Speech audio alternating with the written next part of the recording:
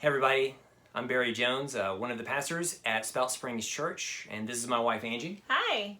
And today we want to talk to you about 3 rules for arguing. Basically, we're doing this in response to the fact that a lot of families, because of the quarantine, spending a lot of time together. That's a new dynamic, yes, and a lot of added friction, namely in this area.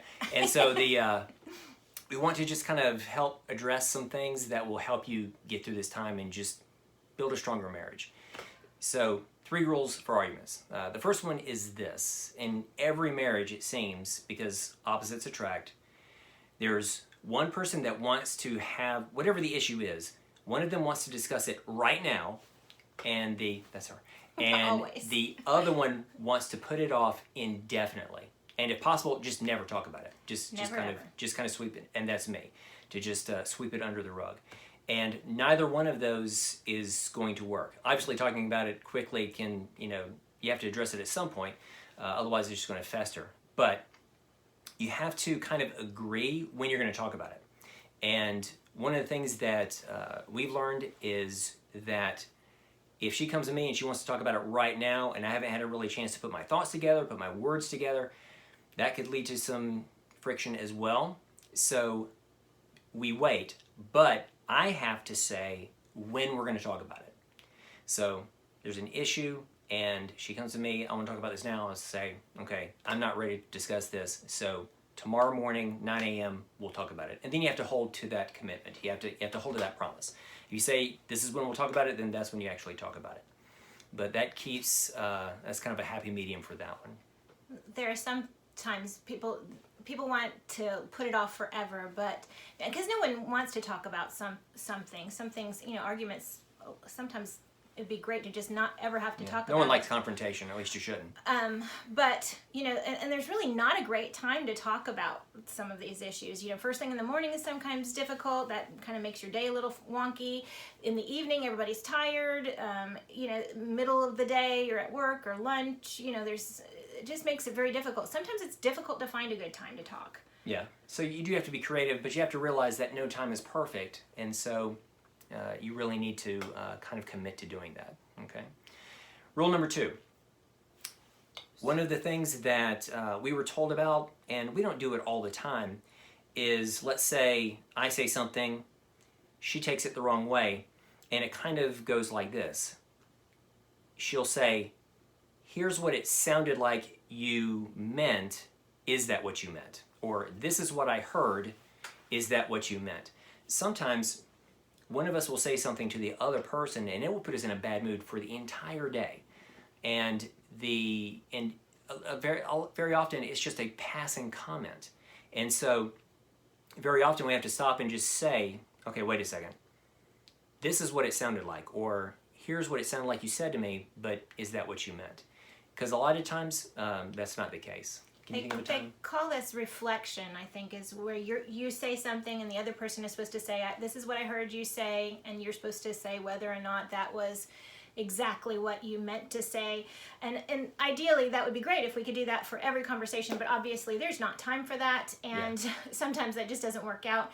For a very heated discussion, I would suggest trying that. I know it slows the whole process down a little bit, but there's a lot of value in it. But for day-to-day, there's value in slowing it down so that y'all aren't just reacting to one another. But the day-to-day conversations, and I know for some of you who are deployed or maybe traveling away from your loved ones and you're trying to have these conversations, you can't do this. But if you could have face-to-face contact where you're eyeball to eyeball on these things, you probably will be able to stop any problems before they get started. There's been times I've said something to Barry and he's got this look on his face that I'm like, what did he hear? I mean, he obviously didn't hear what I was trying to say. And so we have to do this quite a bit where I stop and say, wait a minute, you obviously didn't hear something correctly. Or he'll say to me, you obviously didn't hear something correctly because that's not what I meant. Yeah. And so, and some of this comes back to intent, obviously. Again, you have to know your spouse well enough to know, wait a minute, that doesn't register with what I know about Barry. And he has to say the same thing. That doesn't register with what I know about Angie. And let me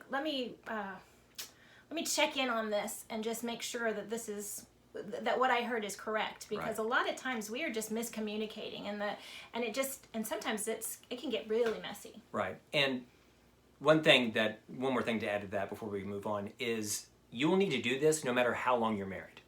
I remember talking to a guy who'd been married for, I don't know, at least 25, maybe 30 years, and he talked about how he was still fighting buttons that he should not have pressed.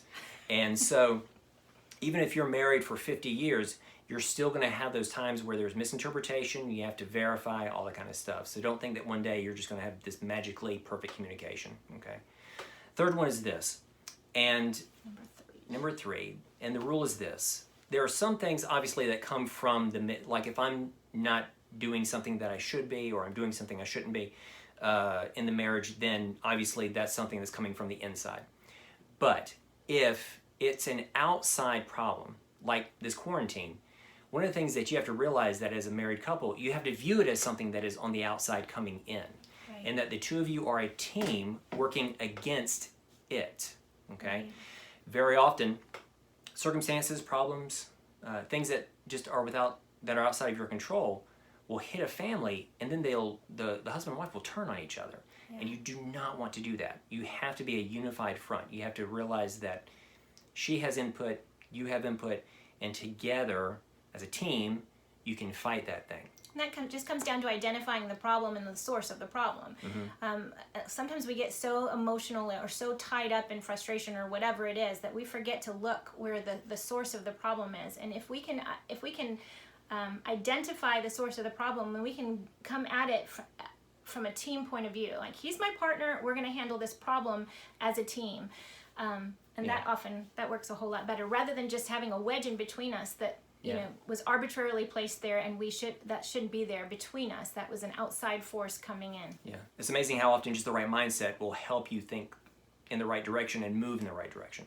So this quarantine, it's not his fault, it's not her fault, it's not the one of your fault, but as a team you need to come together and make sure that you're working on this in the best way. Yeah.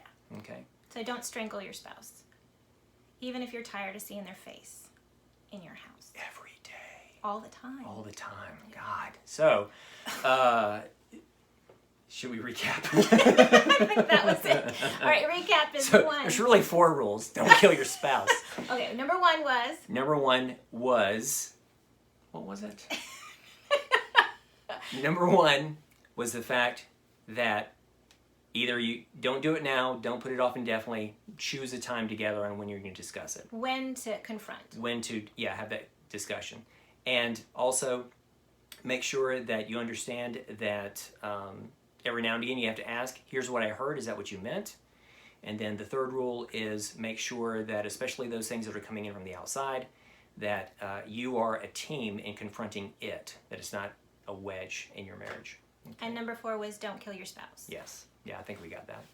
That's awesome. It's illegal. So, guys, thank you so much. Hit the like button, hit the subscribe button, hit all the buttons you see. And so I'm so bad at this. I'm so terrible at it. Thank you so much. We have been getting questions, and at the bottom, there's going to be a link, and I'm going to put a little survey there because it dawned on me after posting the last video that people aren't going to put in the comments below this problems that they want me to discuss. They're not going to. I think she's trying to kill me. They're not going to do that. So there will be a survey that you can go to, and you can just type in your suggestions, and it'll be anonymous and private. Okay.